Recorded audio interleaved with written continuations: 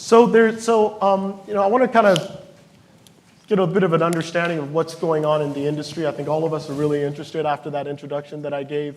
So there's this gold rush going on in the industry amongst the food delivery providers, with a recent study showing that the market's still at its infancy.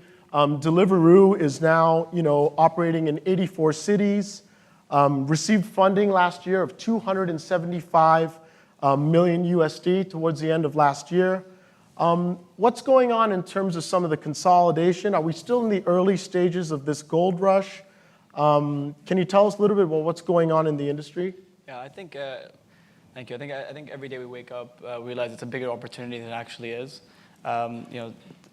Online food delivery penetration is low single digits globally. In the UAE, it's higher. It's probably 10 to 15, so it's a bit more. And kind of what's kind of kept us, why is it so slow in the progression versus sort of e-commerce globally and whatnot? I think in Europe and the US, it was just lack of drivers doing delivery. Labor costs were high, and so that's kind of kept it lower.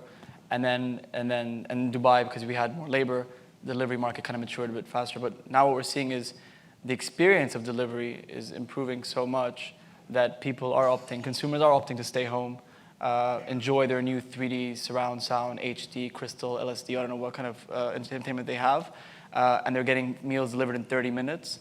So why leave? So we're seeing not only this kind of shift to more maturity, and this market's growing, but we're seeing it for very, very obvious reasons. I mean, but how big is this market? I mean, how big is this?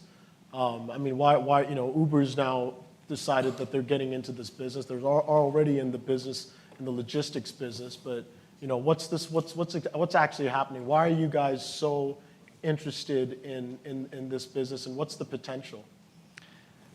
So I think, I don't know why, I can't comment on why Uber is in the business, but like you said, I think the kind of timing of it is perfect, because you kind of have this cheap technology now where everyone has smartphones and everything's connected. Meanwhile, we're building this kind of new customer experience around food delivery. So, we're in low single digits now. It's, we believe the potential is multiples of that. The same way e-commerce sort of started decades ago, we're just kind of a bit behind on the scale. But as long as we continue to provide the customers with what they want and do so in experience that is great, which is reliable, transparent, and super fast, then we're going to see this market continue to grow and like we did with e-commerce. David, you're on the other side, looking at the business. You have a lot of brands underneath your belt. I'm sure you're engaging in business with some of these providers. What's your perspective on the industry and where it's going? We were really excited when Deliveroo came to town. I'm from London, and I'm familiar with that market, and I can see the emergence of delivery in the UK, and London especially. And we got together at a very early stage, and because we see this as a real extension of our dining room. And these guys have to represent us as we run our own business. So, and as a pretty obsessive person, I really am very controlling about what we do. And a lot of extra trainings, driver training when it comes with yeah, and Deliveroo have become real partners to us. Okay. Because we are in the age of the disruptor, and people here and people around the world are becoming lazier. And the more accessible we make products to, be it food, be it retail, be it services, be it products, whatever it is, the more accessible it is, the more desirable it becomes.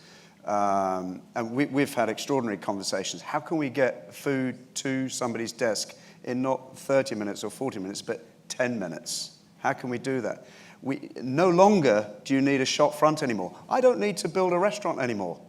I got these guys. I can just operate a kitchen anywhere. It doesn't matter. To the point we've actually created a brand that doesn't exist anywhere on the high street. We've got something that only he distributes. And then UberEATS come along. And that was a really interesting conversation. And and my first question was, how much are you going to charge me?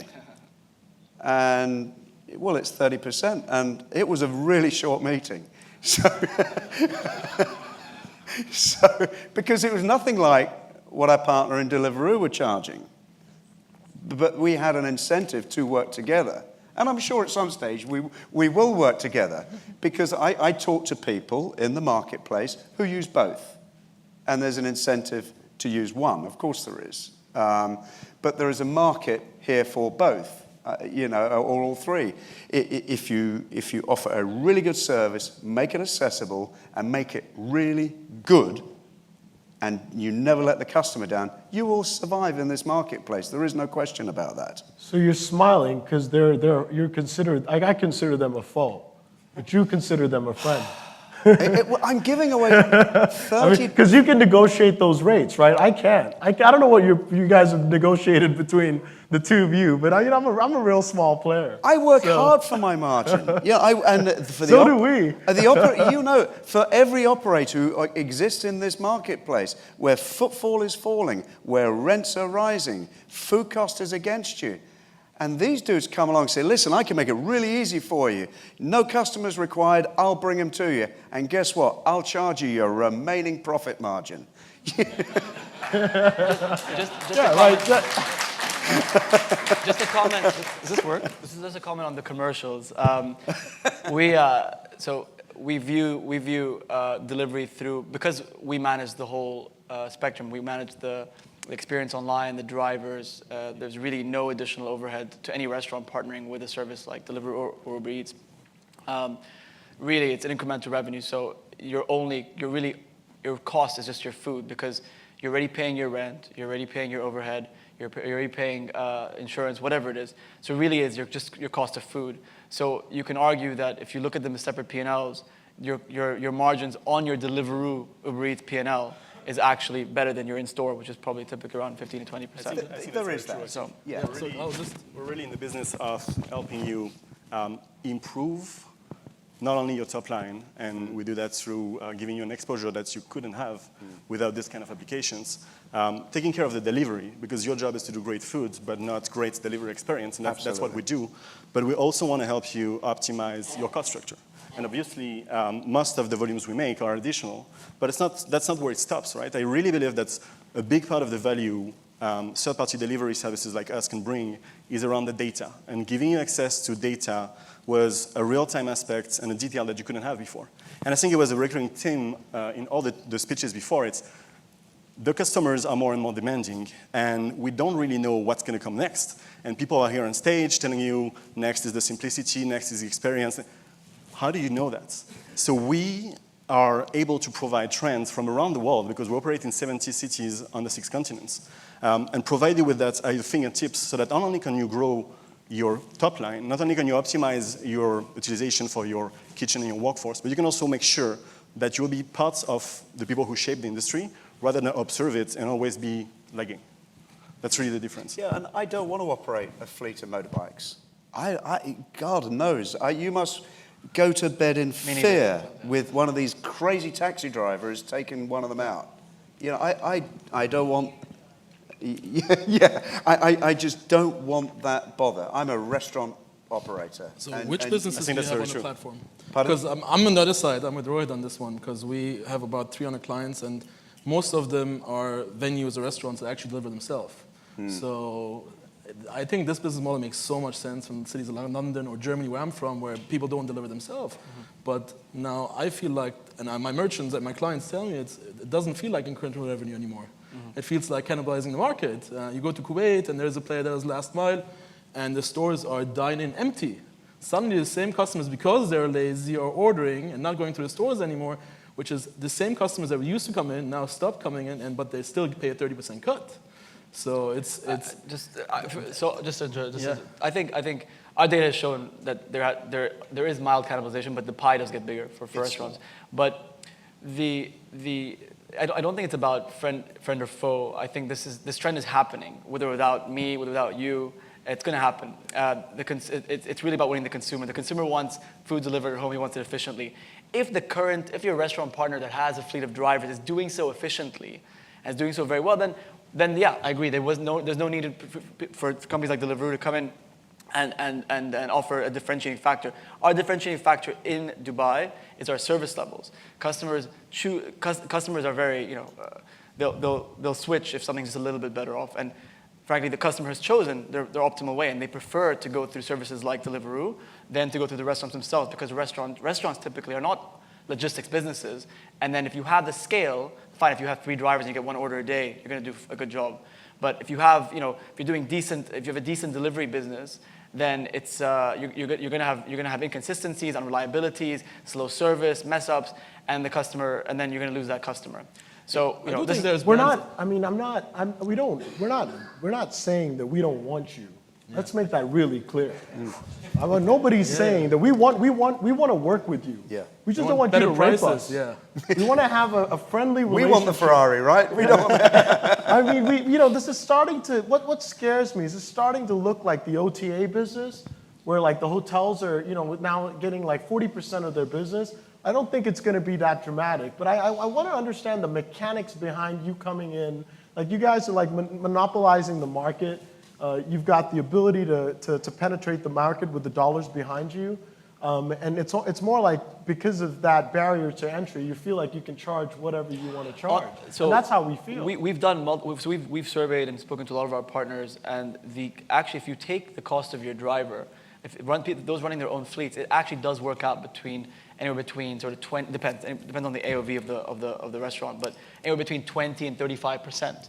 If you're a restaurant doing an average basket of 60 dirhams or 65 dirhams, that's very low. If you're operating an entire fleet, you don't really have enough margin to cover a lot of those costs. So give that service away. I mean, if you're doing 200 dirhams an order, and we're charging you 30%, yeah, okay, there's some room to negotiate. But really, as long as the cost of driver and visas and inefficiencies and employing them full time here, that warrants that, regardless if it's a restaurant or a Deliveroo, we're still paying that amount of money. We're not killing it. David, I'm going to make sure that I know what he's charging you before we get off this panel session. But we all want to know, right? Yeah. We want to know. We want to know what you negotiated. David signed an exclusive confidentiality agreement. I'm all signed up. Let me remind you. He's got like 200 restaurants. He's paying in the teens while we're getting But so you're smiling. Well, to be fair, you've said it. It's not going away. It's not going away. So either you get into bed with them or you don't. I've chosen to get into bed. But we work together. We want to make it work. So you go in with that attitude. And if I'm going to pay this much money, I've got to make a bit more. Our ATV is greater with the delivery market. Someone's going, and it's proven, if I'm ordering off, if I'm in control of the order, jink, jink, jink, jink, jink, it's something like 20, a little bit more, 20% greater than what it is in the restaurant. I have to have that in order to pay these guys. I've said it, I don't want a fleet of motorbikes outside my restaurant. They're ugly. But, I'm very happy with these guys' motorbikes. And are you saying, so what kind of growth have you seen? How long have you guys been doing business? Probably a year. And it would vary between very, very low single-digit numbers up to mid-30s percentage of revenue. And the ones that are doing on the higher scale, are those like, is it like pizza? Because we all know cupcakes. Pizza's a great, huh? Cupcakes. Cupcakes. Yeah. Okay. So, but what works well? Pizza, burgers, healthy food, those with calorie counts. What else? Here in the Middle East, Middle Eastern food is also very good, but it's always the same. And sushi, the last line of the floor. It's the same in the whole world. Yeah. That's the interesting part. Yeah. So who's got market share? Like, let's talk a little about market share. Like, who's winning? Who's losing? Who's? I think that the answer is really both UberEATS and Deliveroo are extremely small if you look at the overall market, especially here in the region where not only do you have aggregators that are much more keen to the OTAs, the online travel agencies you were mentioning, but you have most of the restaurants doing their own delivery. So we're both very, very small, and that's how we started this panel discussion is the market is huge, and we're really not cannibalizing anything now. We're just providing a better experience. This is quite a unique market where there are pockets of where people are living and varying degrees of laziness, where people, if you take JBR, I think this is probably the busiest area for delivery. They go into their high rise, and to come down to a restaurant, they've got to come down 52 floors, go struggle through the traffic, get the car or get in a car, and then go and get into a restaurant. And 40 minutes later, it could have been delivered to their front door. So in defense of the consumer, it's not just laziness. It's just people are more and more busy, right? Sure. And so at Uber, we always say we're not in the business of transporting people or delivering food. We're in the business of giving time back to the people because they're more and more busy, because they work long hours, because they work and they have kids, or because they're always on the move.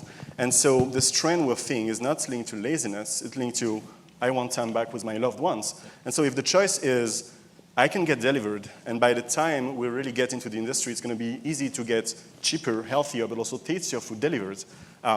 Why would you spend an hour in the kitchen if you can get delivered and spend an hour with your loved ones? So that's really the trend we're seeing. And I wouldn't say it's laziness, it's really people need this time back. But you've also got Generation Z now, the millennials and the Generation Z, these young kids who are born with a tablet in their hand. And all late at night they're ordering, or in the early evening they're ordering. So, Everything is done on the phone. All with you. I think the consumer trend, as we all know, is moving that way. I think the big question mark when we come in, or generally, is the merchant side. We're all moving that way. I'm ordering, we're all ordering, and people are doing that. The question is, is it cannibalizing margins? Like, we started as doing loyalty and customer feedback and engagement first, and we built very close relations with our merchants to a point where they were complaining so much about the margins being eaten away from them from platforms, ordering platforms, because they have their own drivers, that we started looking at building that. And we spent the last year building it and now offer it to them without any charge. We don't do the last mile, but we give them the order without even charging them anything, because it's all about giving the power back to the merchants. And the merchant can choose to have an outsourced fleet or have a last mile integration, but what I'm feeling like we've closely worked with merchants, and we've been marketed for 4 years before these gentlemen came in, is it's the merchant side that I think is not sustainable in the long term. I don't think 28% is something that they will be able to do forever, even though it might work out economically. But I really, you go to Kuwait, none of them exist in Kuwait. We were in Kuwait for a year. There's a local person doing what they do. And you go to the stores, and we can see the data because we have the loyalty. So we can see the data. Customers that used to actually go into the store weekly now are ordering at home. They're still getting loyalty points. They're still collecting points. But now there's suddenly the same customer, the merchant is making 30% less on. I think where it hits most is if you've got a restaurant where somebody wants to come in and have an experience, he's still going to want to come in there for the dining experience, right? And you're never going to be able to replace that. Absolutely right. But then when it comes to like the quick service or the fast casual, he's not got a great experience. I'm really going in to just grab and go. That's where the impact is, right? But because like the person's doesn't really going to that restaurant doesn't give him any added value, so he'd rather just order in and bring it in. Or things that I couldn't order before, like cupcakes. You said there was, things like that I couldn't order. I'm happy to order that at home. Yeah. We seem to be touching on commercial again. Like I think, I just want to make clear that we would not be in existence and growing the way we are and keeping our restaurant partners. No one really leaves the platform. No one's ever left the platform actually. So we wouldn't be able to keep them if it wasn't a win-win situation. So again, if I just explain the commercials, because it seems that you're kind of implying that we're overtaking and therefore you want to give something back, which is great. More margin for the restaurants is always better. But we believe we're very, very fairly priced because again, we're an incremental channel. There's no additional overhead. We're helping restaurants fully utilize the overhead that already exists. So the margin is actually better to deliver through platforms than it is in store, because in store you have rent, you have overhead, blah, blah, blah. If you were super busy and you had to sacrifice in dining orders to deliver through us, yes, keep that margin. It's probably better for you. But most restaurants don't operate in full capacity, and that's the issue. That's kind of how we came in initially. And if that happens, if you're at full capacity, we still want to expand your top line, right? And that's where we're going to help setting up kitchen-only restaurants and telling you where to put it in the street, where to put it in the city, what kind of cuisines you should make, and all these things. So I think there's a risk to comparing that to the OTAs all the time, because with an OTA, there's only so many rooms you have in your hotel, whereas really the potential of the deliveries you can make is almost infinite if you start opening and spinning off kitchens. I think the beauty of what we've tried to do together is understand what works, what sells, because there's no use trying to you force something onto the platform that just doesn't sell. Find out what sells, work your menu to that, and give people a compelling reason to buy from that. What's easy to send out the kitchen, what's high margin for me so I can afford the additional royalty already on my franchise fee, already on my rent, et cetera, et cetera, et cetera. What can I afford to sell through here? And that's what works. Make it work. Push it, something that's going. Are you offering the same prices on the app as you do at the restaurant? Yeah. You can't mess with it. Okay. You can't mess with a customer. We It wouldn't, is a we wouldn't unity allow it. experience. Oh, you wouldn't allow it? Okay, because I thought maybe you could pass on some of that 28% to the consumer. Consumers notice. Which is honestly what I did with one of my casual dining outlets. They didn't say anything. Consumers I notice. I passed on 8% to the consumer because there's no service charge, obviously, and I'm eating the 20%.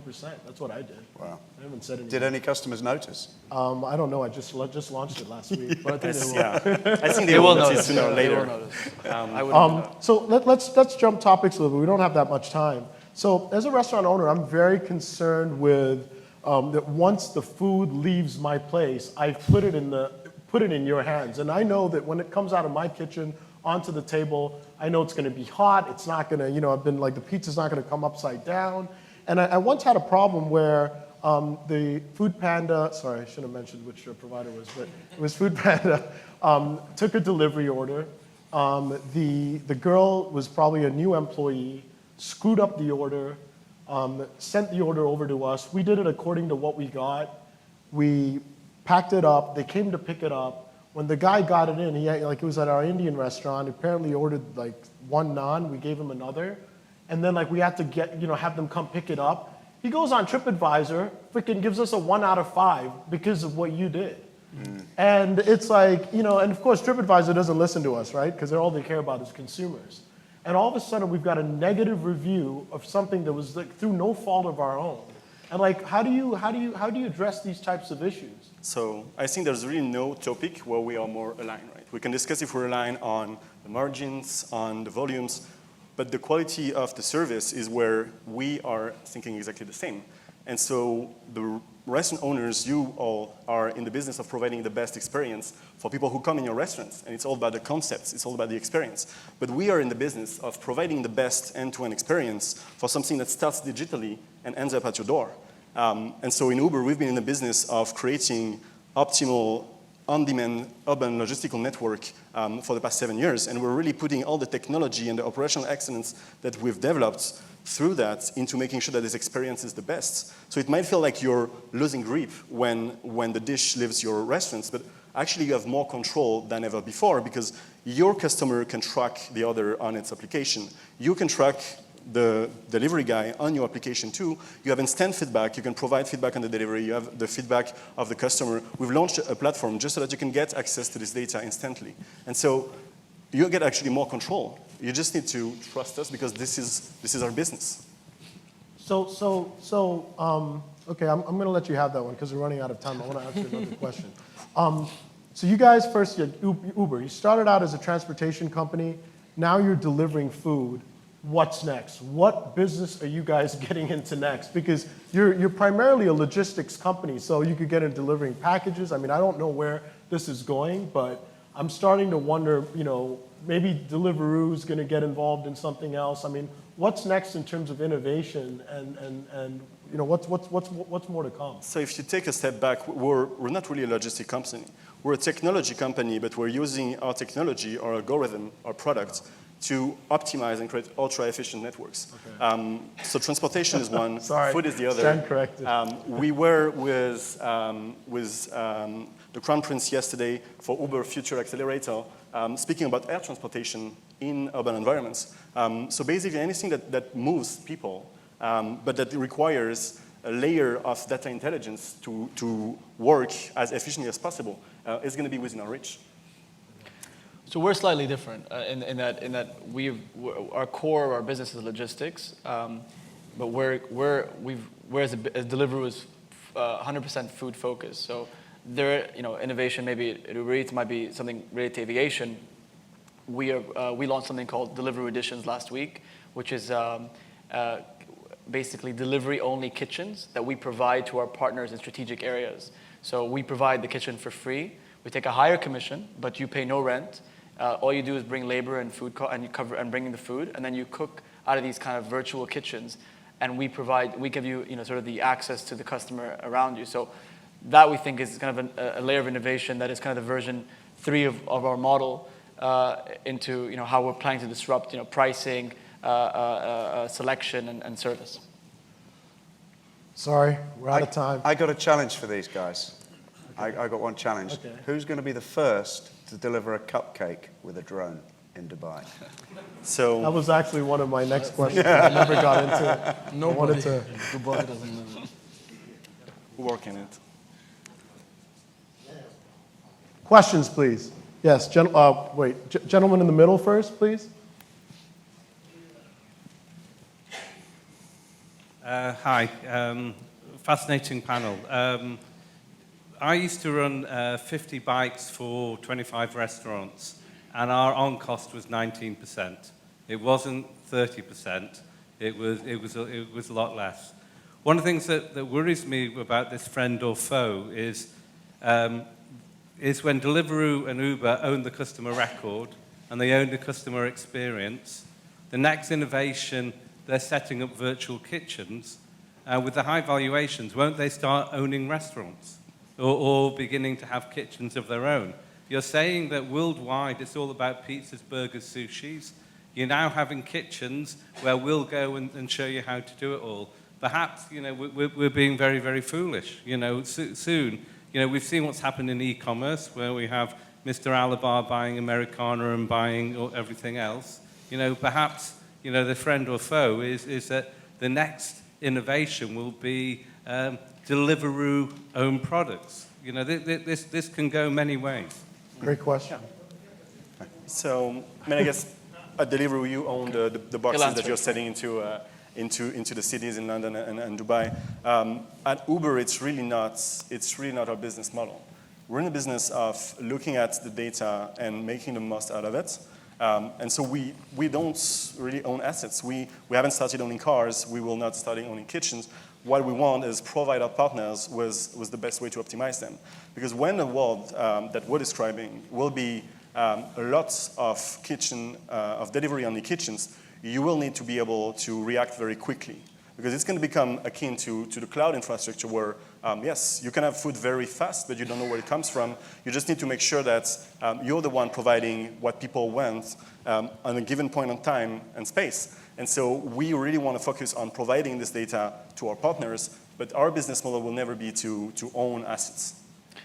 Deliveroo, please. Yeah, so I think it's a great point, and I've read stuff about that in the past, sort of people thinking about what's next and stuff. So our core business is logistics, and then what we're getting into now is more real estate. So it's a real estate play. What you're describing is an F&B play, which is kind of, and we're very, this shift already into real estate was sort of a big thing for us. It's hugely, it's somewhat distracting. It's very high capex. It's a lot of capital. We're building all the kitchens ourselves. We're doing 200 this year, kitchens. So globally. So I've seen the concerns, but especially when I say it's not something we think about because it really is a very, very different business model. Right now, we're focused on. Initially, we created incremental revenue stream for restaurants. Second step is to allow restaurants to try new areas based on our data with lower investment, and again create win-win scenarios, and then roll it out from there. Because with over 15,000 partners now, I mean, there is just no place. We're still very focused on being a marketplace. There's no real place for us to start competing with our own partners. We want to create platforms where we're able to bring more to consumers, less than kind of come into your business model ourselves. One more, just one last question, quick one. You over there. Sorry, I know you guys have a lot of questions. Maybe you can do this offline.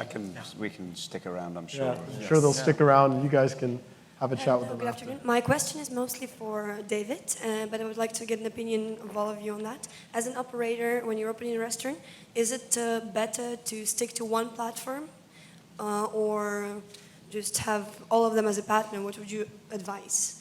So far, I've chosen to stay with one. I want to get it right, and I'm paranoid about quality. I'm paranoid about what my guest expects they get in their home, and that's what I'm paranoid about. At the moment, it's working, and at the moment, I don't want to take any risks. It doesn't, you know, and that's not that Uber aren't doing a good job. I'm sure they are. I just haven't tried it yet. It's, am I prepared to take the extra fiscal risk and quality risk at the moment? I know other operators who are using both, and I haven't heard of any difficulties with that. It's just it's just my controlling nature at the moment. I'm sorry, but just a quick follow-up. Is there any difference whether you stick to one partner or making like it's multiple platforms? And does it affect the percentage you pay to the company? There is a difference in royalty. However, if you go with both, they're not much different. Are you exclusive? Yes. Your relationship is Yes. exclusive? Too bad for you. It is. Well, the Unless you lower your fees. You know, they have to incent me, make it worth my while, and I really truly believe in partnership. We're a company that believes in partnership, and I also believe that if these guys are busy and getting rich, then so am I. Okay, well, sorry, I've got to cut this off. Okay. Sorry, everybody wants to. I'm still going to get you to tell me how much you're paying. Thank you very much, ladies. All right. Thank you very much, gentlemen. Thank you. That's good fun.